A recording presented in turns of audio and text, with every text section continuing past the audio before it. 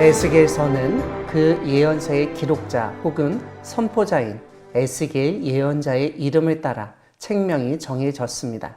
이는 다른 예언서들 이사야서나 예레미야서에서도 발견할 수 있는 면입니다. 다만 에스겔이라는 예언자의 이름이 성경 다른 곳에서 언급되지 않아서 그 실체에 대해서 사람들이 의문을 가지기도 합니다.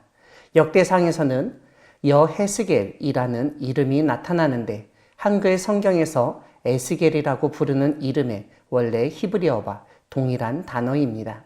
에스겔은 예레미야와 동시대 사람이며 두 사람의 예언의 유사성이 많이 지적됩니다. 보통 에스겔이 예레미야의 예언을 알고 인용한 것으로 이해합니다. 에스겔서는 다른 예언서와 달리 날짜 양식을 빈번하게 사용하며 그 연대는 여호야긴이 사로잡혀간 지 5년부터 25년까지 거의 연대 순서로 배치되어 있습니다. 다만 에스겔 29장에서는 27년이라는 연대가 나타납니다. 에스겔의 아버지는 붓이었으며 제사장이었습니다. 그러다 보니 에스겔은 다른 예언자보다도 성전과 제의에 관한 해박한 지식을 바탕으로 예언 활동을 했습니다. 레위기의 성결법처럼 도덕법과 제의법을 구분하지 않으며 거룩과 정결의 문제를 중요하게 다룹니다. 특별히 예루살렘의 부정이 멸망의 주요 원인이라고 봅니다. 또한 에스겔은 내가 여호와인 줄을 너희가 혹은 그들이 알리라 라는 표현을 반복해서 사용합니다. 에스겔서에 의하면 에스겔은 유다 왕국이 멸망하기 전 첫 번째 바벨론 포로로 사로잡혀간 주전 597년으로부터 약 4년 후 예언 활동을 시작했습니다. 예언 활동 지역은 바벨론의 그발 강가라고 알려줍니다. 에스겔은 다른 예언자와 달리 인자로 불립니다. 인자로 번역된 히브리어는 벤 아담으로 사람의 아들이라는 뜻입니다. 에스겔서에는 이 용어가 90번 넘게 사용되고 있습니다.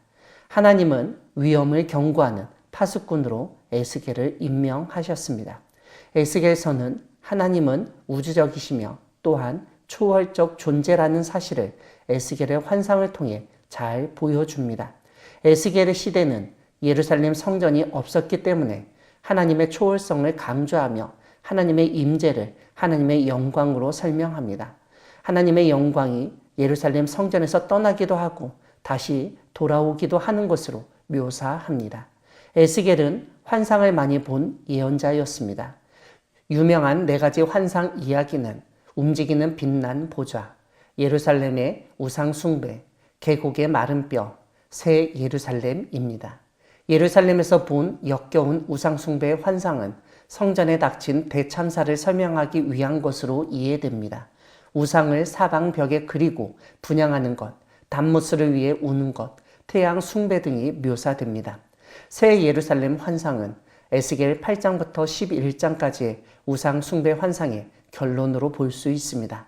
특별히 에스겔서는 여호와께서 거기 계시다라는 뜻의 여호와 산마를 알려주는데 이는 이사야서의 임마누엘과 같은 의미로 이해할 수 있습니다. 에스겔은 상징 행동으로도 유명합니다.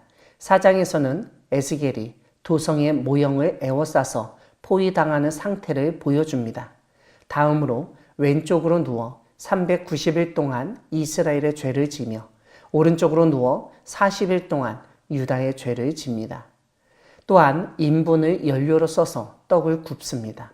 하나님은 머리털과 수염을 칼로 잘라 나누어 3분의 1은 불사르고 3분의 1은 칼로 치고 3분의 1은 바람에 흩으라고 하십니다. 그 후 이것은 예루살렘 주민의 운명을 상징하는데 3분의 1은 역병이나 기근으로 죽고 3분의 1은 칼에 쓰러지고 3분의 1은 흩어질 것이라는 해석이 주어집니다. 하나님은 에스겔의 부인이 죽었을 때 슬퍼하지 말고 초상집의 음식을 먹지 말라고 명령하십니다. 이러한 행동은 예루살렘의 멸망을 애도할 수 없는 상황을 상징하는 것으로 이해됩니다. 에스겔서는 고대 사회에서 중요하게 여기던 공동체주의에서 개인주의로 초점을 옮기는 특징을 가지고 있습니다. 구약 성경에서 이스라엘의 고난은 조상들의 죄 때문이라는 생각이 강하게 드러났는데 이러한 생각을 교정하기 위해서 개인의 책임을 특별히 강조하는 것으로 보입니다. 에스겔서에서는 북이스라엘의 사마리아와 남유다의 예루살렘을 의인화한 오홀라와 오홀리바의 음행으로 우상 숭배와 강대국에 대한 의존 문제를 지적합니다. 에스겔서에서는 곡과 마곡에 대한 예언도 유명합니다. 곡과 마곡은 요한계시록 20장에서는 사탄을 따르는 자들로 이해됩니다. 이와 함께 에스겔 36장의 새 마음과 새 영에 대한 약속은 신약에서 성령의 임재와 중생의 개념과 연결해서 이해할 수 있습니다. 에스겔서는 크게 세 부분으로 나눌 수 있습니다. 1장부터 24장까지는 에스겔의 소명과 유다에 대한 심판 예언이며 25장부터 32장까지는 이스라엘 주변 민족 국가에 대한 심판 예언입니다. 33장부터 48장까지는 이스라엘에 대한 회복 예언과 새 예루살렘 환상입니다. 이러한 내용을 표로 정리하면 다음과 같습니다. 에스겔서를 묵상함으로써 죄를 심판하시지만 회복을 약속하시고 성취하시는 하나님이 언제 어디서나 우리와 함께 하신다는 사실을 경험하기를 소망합니다. 아멘.